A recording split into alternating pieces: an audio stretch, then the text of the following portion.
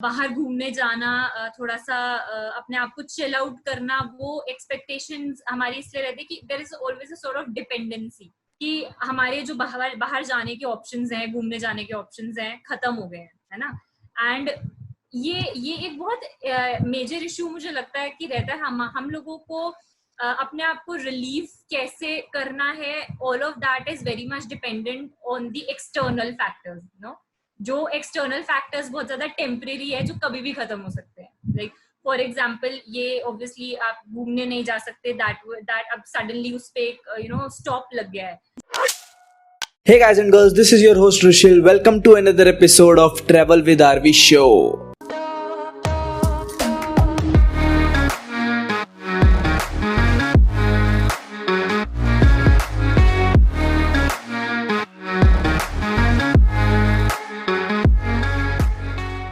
Hey everyone, so आज का जो टॉपिक है वो थोड़ा सा इंटरेस्टिंग है, थोड़ा सा अलग भी है। पिछले 6 महीने से हम सब अपने घरों में बैठे हैं, कोई भी कहीं पे घूमने नहीं गया अभी तक, वरना 6 महीने में शायद एक एक ट्रिप तो एटलीस्ट हम सब मार ही आते हैं। बट सैडली कि इस साल अभी तक ऐसा नहीं हुआ, और ये भी नहीं पता कि कब हो पाएगा आगे फ्यूचर में, जब हम अच्छे से घूम पाएंगे। तो इसीलिए मैंने ये एपिसोड रिकॉर्ड करने का सोचा कि यार बंदा 6 महीने से अपने घर में बैठा है, 6 महीने से वर्क फ्रॉम होम चल रहा है लोगों का, और मैं देख रहा हूँ कि जो लोगों का शेड्यूल है, जो लोगों का लाइफस्टाइल है, वो और ज्यादा खराब होता जा रहा है। पहले तो फिर भी 9 to 5 जॉब चलती थी, तो बंदा सुबह थोड़ा सा फ्री, शाम को थोड़ा सा फ्री होता था। अभी तो सुबह 8 बजे फोन करो तो भी ऑफिस का काम चल रहा है, कभी कभी रात को 11 बजे फोन करो तो भी ऑफिस का काम चल रहा है। तो इतने सब काम के बीच में कोई स्ट्रेस रिलीज करने का मौका नहीं मिला, कोई वेकेशन नहीं मिली, तो बंदा कहीं ना कहीं मेंटली थोड़ा सा तो परेशान होता ही है। तो इसलिए मैंने सोचा कि यार क्यों ना इस टॉपिक के बारे में बातचीत की जाए कि आप कैसे वो मेंटल स्ट्रेस अगर आपको है तो आप कैसे वो घर बैठे बैठे रिलीज कर सकते हो, कम कर सकते हो। और थोड़ा सा बात करेंगे कि कैसे ट्रैवलिंग और ह्यूमन साइकोलॉजी कनेक्टेड है, और बहुत कुछ बात करेंगे। आपको अच्छा लगेगा ये एपिसोड, थोड़ा अलग होगा क्योंकि, और ऑब्वियस सी बात है कि साइकोलॉजी की बात होगी तो मैं अकेले बात नहीं करूंगा क्योंकि मुझे इतना साइकोलॉजी के बारे में नहीं पता। हमें एक ऐसा इंसान चाहिए जिसको थोड़ा सा पता हो साइकोलॉजी के बारे में, कि भाई साइकोलॉजी एक्चुअली है क्या और कैसे वो ट्रैवलिंग से कनेक्टेड है। तो मेरे साथ जो आज हैं इस एपिसोड में, मेरी बहुत अच्छी friend miss Shreya Snehi. She is pursuing her masters in psychology, so we can say an aspiring psychologist she is. So let's start the episode. और मैडम क्या हाल है? बस बढ़िया, आप सुनाइए। बस बढ़िया कट रहा है। और बताओ कैसा जा रहा है आपका लॉकडाउन? लॉकडाउन तो खत्म हो गया, बट कैसे गए पिछले 6 महीने? अच्छे गए आई वुड से। मतलब मेरे को ऐसा लगा कि मैंने कंपैरेटिवली बहुत बेटर किया। लाइक मैंने टाइम वेस्ट नहीं किया, मैंने बहुत सारी नई चीजें सीखी, एंड उस वे में काफी प्रोडक्टिव रहा मेरा टाइम। एंड अब हाँ, थोड़ा बहुत बाहर आना जाना शुरू कर दिया है, बट चल रहा है। What about you? क्या लगता है? Very effective and very productive. Very productive तो नहीं, पर हाँ थोड़ा बहुत प्रोडक्टिव रहा है। मतलब शायद अगर मैं नॉर्मल होता सब कुछ तो शायद मैं इतना प्रोडक्टिव नहीं रहता जितना मैं एक्चुअली। मैंने बहुत सारी चीजें ट्राई कर ली इस बीच में, एक्सपेरिमेंट्स कर लिए बेसिकली बहुत सारे, जो मैं शायद अगर सब कुछ नॉर्मल चल रहा होता तो शायद नहीं कर पाता। तो बस ऐसी है। और ये तेरे साथ भी होता है या मेरे साथ भी होता है कि मैं जूम कॉल पे खुद को ज्यादा देखता हूँ, सामने वाले बंदे को कम। अरे हाँ ये तो होता है मेरी अभी भी मैं ट्राई कर रही थी व्हेन यू वर स्पीकिंग कि मैं तेरे को देखूं, फिर मेरी नजर बीच में अपने आप पे जाती है कि हाँ ठीक है। तो tell me one thing, being a psychology student, तूने बहुत सारी वर्कशॉप्स अटेंड करी होंगी, मतलब खुद दी भी होंगी वर्कशॉप्स बहुत सारी। और पिछले 3 महीने से 4 महीने से मैंने देखा लॉकडाउन में लोग बहुत बात कर रहे हैं मेंटल हेल्थ के ऊपर, साइकोलॉजी के ऊपर। तो मैं बस ये जानना चाहता हूँ, मुझे कोई आइडिया नहीं है इस बारे में, कि is there a connection between psychology and tourism and travelling, psychology and travelling? Okay, so अगर सिर्फ एक ब्रॉड कॉन्सेप्ट्स के बारे में बात करें कि like talking about just tourism and psychology, like as far as my understanding is concern, दोनों के बीच में एक ये रिलेशन है। Like if you want to promote tourism, right, अगर आपको टूरिज्म प्रमोट करना है उसके लिए you need to have an understanding and knowledge about your tourist, ठीक है, कि वो किस एक्सपेक्टेशंस के साथ किसी प्लेस पे आ रहा है।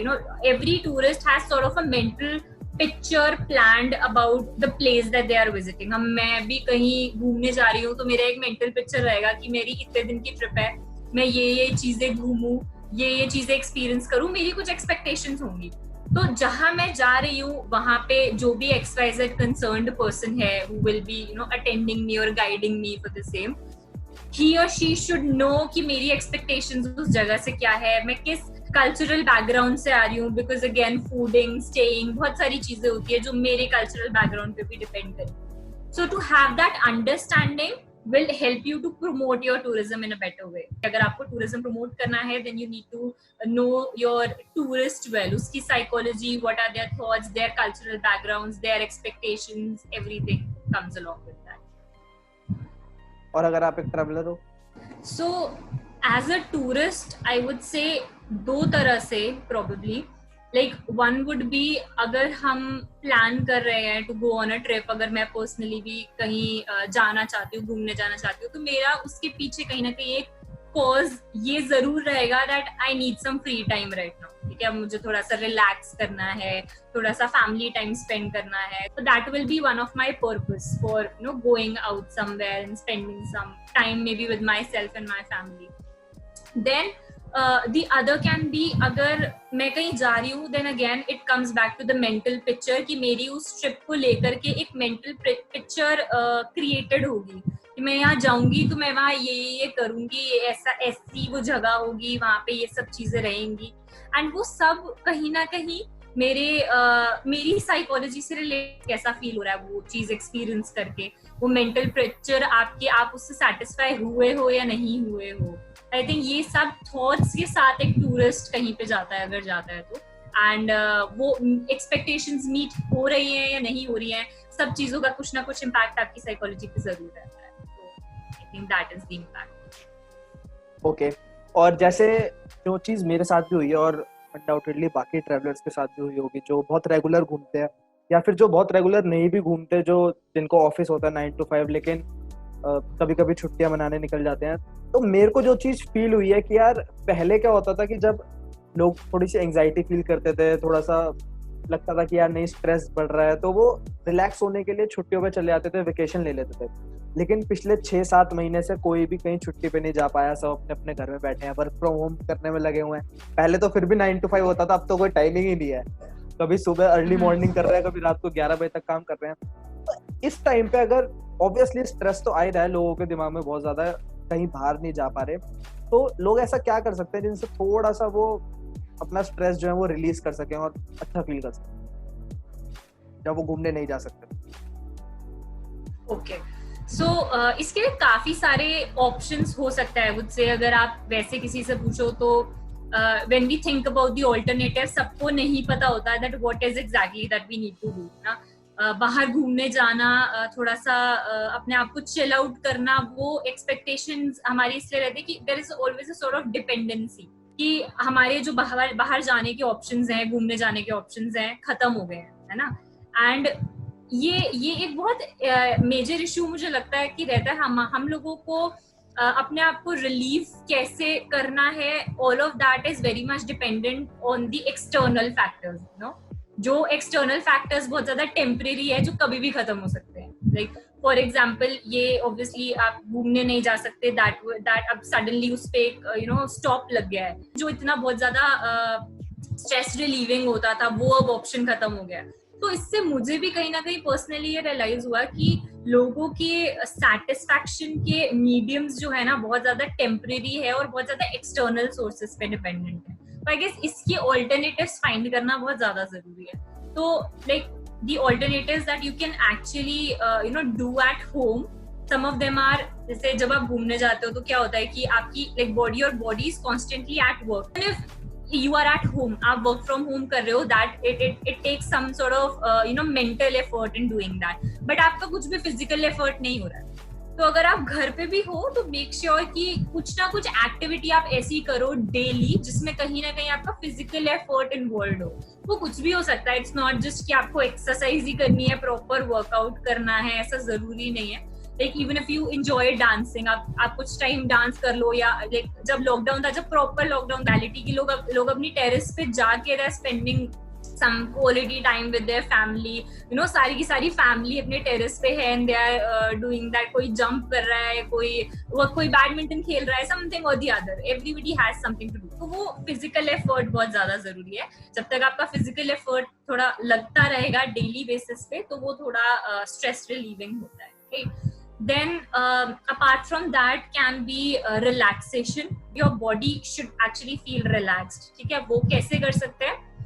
बहुत बोरिंग मेथड्स होते हैं दो, लाइक अगर मैं कभी किसी को बताती हूँ तो लोगों को यही लगता है कि यार ये तो ठीक है हमारे मम्मी पापा लोग करते हैं, we find it really old school and boring, but the truth is कि यही ओल्ड स्कूल और बोरिंग चीजें बहुत ज्यादा हेल्प करती हैं.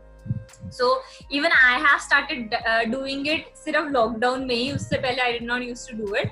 So there is a proper way of breathing. जैसे अब हम अभी भी ब्रीथ कर रहे हैं, नो, कहीं ना कहीं आजकल के जो टाइम में ना लोगों को प्रॉपर वे ऑफ ब्रीदिंग नहीं पता कि हम कैसे ब्रीथ करना चाहिए. I used to work in a school for a while, तो मैं कई बार उनसे पूछती थी अच्छा डीप ब्रीदिंग करनी है, तो उनको उसका भी प्रॉपर मेथड नहीं पता है. लाइक उनसे पूछो तो दे विल बी लाइक कि जब आप एयर इनहेल करते हो then your stomach goes in, which is a totally wrong. नहीं पता कि like when you inhale the air your stomach should come out, right? तो ये जो proper way of breathing है ना, ये थोड़ा सा सीख के and practicing it daily for at least 10 to 15 minutes.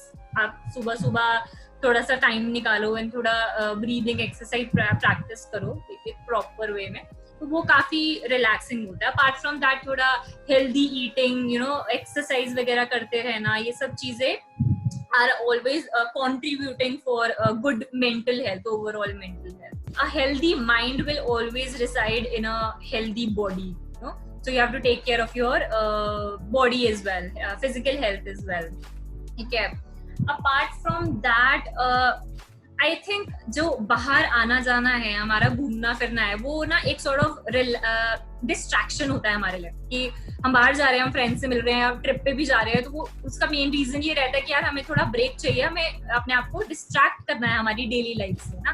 तो वो डिस्ट्रैक्शन पीरियड ऑफ टाइम वो भी हेल्प करेगा. यू नो हाउ, अब जब लॉकडाउन हुआ था तो everybody was coming up with a lot of creative ideas कि यार हमने पेंटिंग शुरू कर दी, people are painting their walls, है ना, कोई आर्टिस्ट बन गया है, कोई कुकिंग कर रहा है, XYZ बहुत सारी चीजें लोगों ने करी. So that somewhere helped people to identify their hobby, no, कि किस चीज में उन्हें इंटरेस्ट है. एक्चुअली लोगों को पता लगा वो चीज. अगर मैं अपनी भी बात करूं, I personally never used to cook, but जब नेसेसिटी भी थी कि चलो we need to help our mothers with all the household work and all, but मेरे को करते करते रियलाइज हुआ that I am actually interested in it. मतलब मैं कर भी लेती हूँ अच्छे से, and if I learn it well तो मुझे अच्छा भी लगता है करना. सो वही अगेन वही बात आ जाती है, जब तक आप अपने आप को टाइम नहीं दोगे, एक्सप्लोर नहीं करोगे ऑप्शंस की मेरे क्या हॉबी है, या मेरे को किस चीज में इंटरेस्ट आ रहा है, या मेरे लिए क्या एक पॉसिबल स्किल हो सकता है जो मैं बहुत अच्छे से सीख सकती हूँ, जो मुझे अब लगता है टाइम में थोड़ा बहुत और सीखनी, तो probably I can make it my good skill. So right, तो वो एक्सप्लोर करो कि क्या हॉबी है, क्या स्किल है आपकी, so that you can use that hobby as a distraction. अभी तक मुझे भी नहीं पता था मेरी हॉबी क्या है. If someone used to ask me कि आपकी हॉबी क्या है, तो मेरे को 2 मिनट सोचता था यार कि मेरी जो भी हॉबी है वो मैं कभी वंस इन अ व्हाइल करती हूँ, otherwise I do not practice my hobby that much.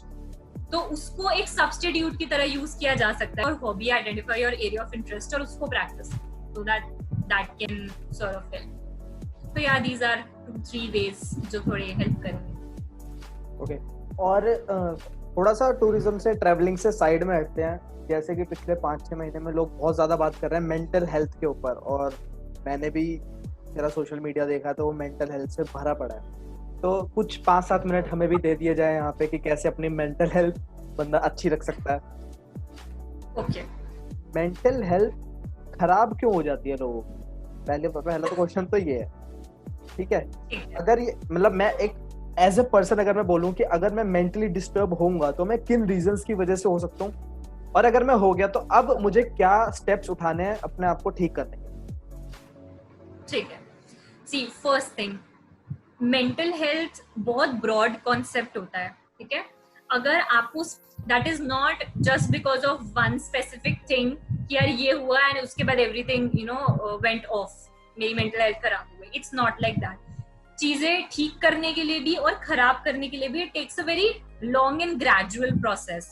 ठीक है, ऐसा कुछ भी मेथड नहीं होता है कि आपको लगे कि मेरी आज मेंटल हेल्थ खराब है एंड आपने किसी से पूछा, like you talk to some expert कि मुझे क्या करना चाहिए, उन्होंने आपको 2-3 मेथड बताए एंड आपने कुछ दिन वो किए. You want to really work on your mental health, it has to be very consistent and gradual. ठीक है, बहुत टाइम टेकिंग प्रोसेस होता है.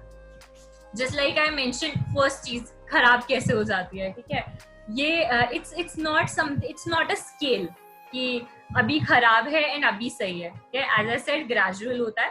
तो there can be ups and downs, जिस पे आपको लगेगा कि हाँ, I am feeling very mentally at peace and fine. And कभी भी आपका जब बहुत ज्यादा ओवरथिंक ना, things are not falling in place. तो अगर आपको इन चीजों को अवॉइड करना है, then you have to be very consistent in taking care of your mental health. ठीक है, वो कैसे करेंगे?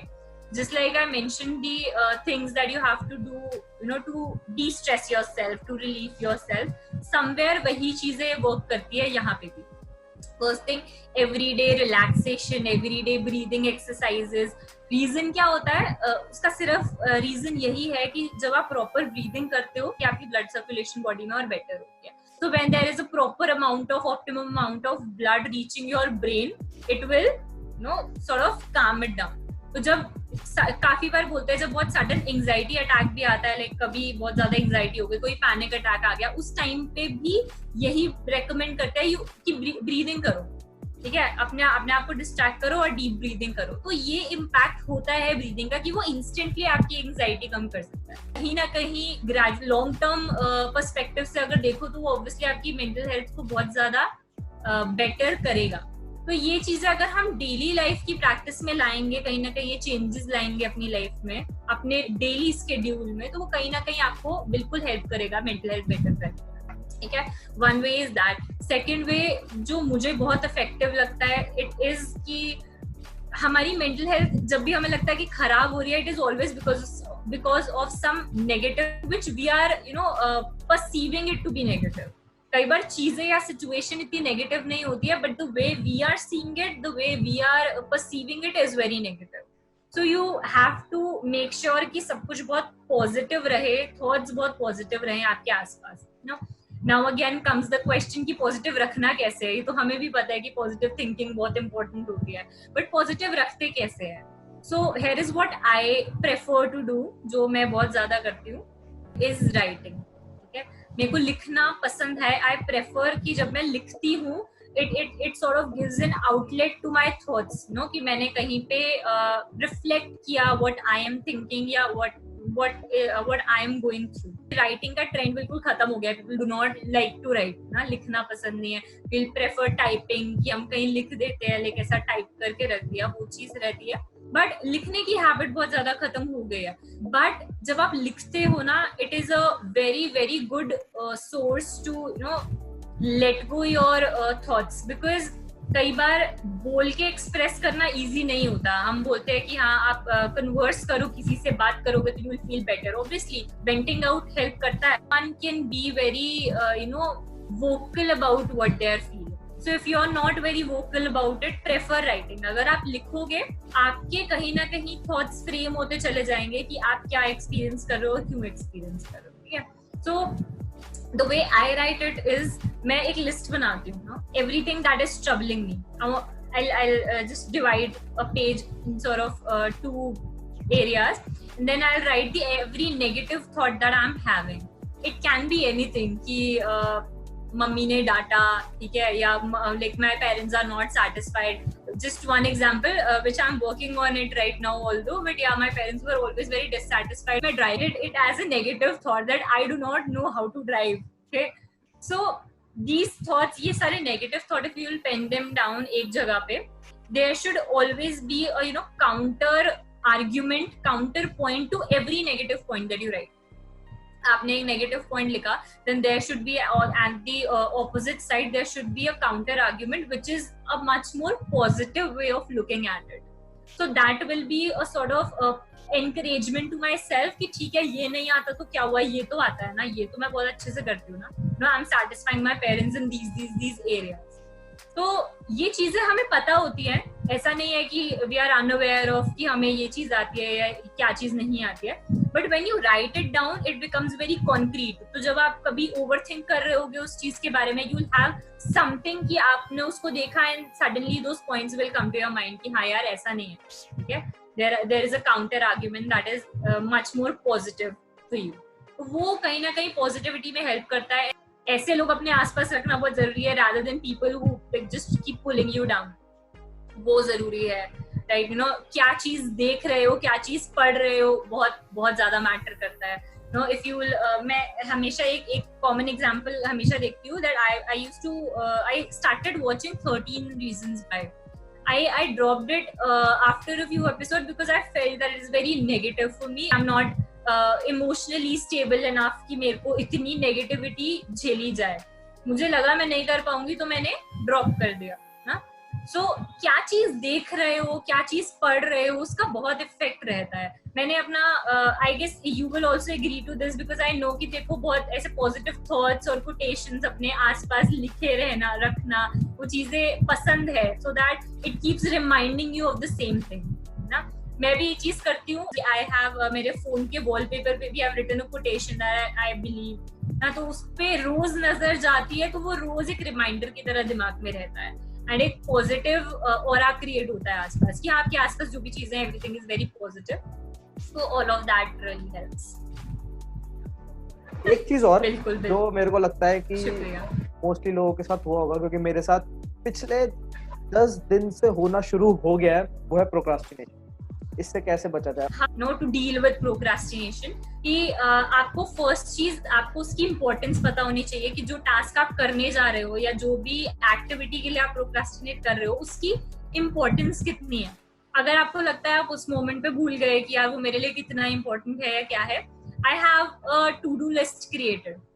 मैं उस पर लिखती हूँ कि मेरे को मेरे फोन में ही ऑल दो वो चाहे मेरे को पता है मैं रोज डायरी खोल के इतना बार बार नहीं देखूंगी कि मुझे क्या क्या चीजें करनी इंपॉर्टेंट है. ओपन व्हाट्सएप एवरी डे है ना, तो उसमें जब मेरी नजर जाती है कि हाँ मुझे क्या करना है and I right it priority wise कि ये चीज सबसे पहले करना जरूरी है बिकॉज इसको मेरी इमीडिएट अटेंशन चाहिए ना. तो when I right it down और जब वो मेरी बार बार नजर जाती है उस चीज पे कि हाँ मुझे ये करना है, ये काम अभी इमीडिएटली करना है या इसको मैं डिले कर सकती हूँ, तो वो एक कॉन्क्रीटनेस रहती है मेरे सामने कि मेरे ये टास्क रिमेनिंग है. If you motivate your self enough, आपको पता होगा कि आपका गोल क्या है, लॉन्ग टर्म गोल क्या है. If not even long term, आपको अपना शॉर्ट टर्म गोल भी पता होगा ना कि मुझे ये करना है and what is the reason behind it, करना क्यों है. जब तक वो वाई नहीं पता होगा, जब तक वो क्लैरिटी नहीं होगी, तब तक आप प्रोक्रेस्टिनेट करोगे ही करोगे. तो उसको अंडरस्टैंड करो. अगर लगता है आपको कि हाँ अभी हो गया, prefer writing it down. Again it helps a lot. आप कहीं पे लिख लो मेरे लिए ये चीज क्यों जरूरी है नो, एंड ये टास्क इस टाइम पे इस डेडलाइन पे परफॉर्म करना क्यों जरूरी है. वो जब भी आप देखोगे आपको पता रहेगा कि हाँ ये जो चीज है ये इम्पोर्टेंट है and it should not be delayed in any way. तो वो मेरे को तो बहुत ग्रेजुअली ही आया है. ऐसा नहीं है, मैंने भी बहुत बहुत पहले टू डू लिस्ट बना ली थी बट मैंने अब उसको थोड़ा प्रॉपर्ली फॉलो करना स्टार्ट किया. So it happens. It's not like मैंने आज तुमको बताया क्या टू डू लिस्ट बनानी चाहिए एंड इसे लिखना चाहिए, वो चीज नहीं होती है. You have to get into a habit of doing that. No again बहुत ग्रेजुअल प्रोसेस है. जब तक बहुत टाइम तक नहीं करोगे, उसको प्रैक्टिस में नहीं लाओगे, जब तक आपका माइंड प्रिपेयर नहीं हो जाएगा कि हाँ अब ये चीज करनी है, तब तक वो प्रैक्टिस में नहीं आएगा एंड तब तक वो हेल्प नहीं करेगा. What people tend to do is कि यार हमने बोला था, हमने लिख के देखा, 2 दिन लिखा, 3 दिन लिखा, कोई फर्क नहीं पड़ा, हम करते तो है नहीं वो चीजें जो हम लिखते हैं, तो छोड़ दिया. यू नो कितने दिन नहीं करोगे, हफ्ता भर लिख के देखो, 2 हफ्ता 3 हफ्ता किए मेरा कुछ भी नहीं है ना. तो वो चीज जब तक ऐसे एकदम से पिक्चर की तरह सामने नहीं आएगी कि ये चीजें रहती हैं, तब तक रियलाइजेशन नहीं आएगा. तो वो अगर रहेगा आपके सामने तो वो काफी इफेक्टिव रहेगा. तो आई गेस प्रोक्रास्टिनेशन इस वे में एक लाइक बहुत ही छोटा सा वे है creating a to do list. तो वो छोटे टास्क अचीव करते करते इवेंचुअली लॉन्ग टर्म गोल्स भी अचीव हो जाएंगे. So I think that will be a good way. मेरे दिमाग में पता क्या आ रहा है? हाँ अरे अभी कौन लिस्ट बनाएगा, कल सुबह बनाएगी.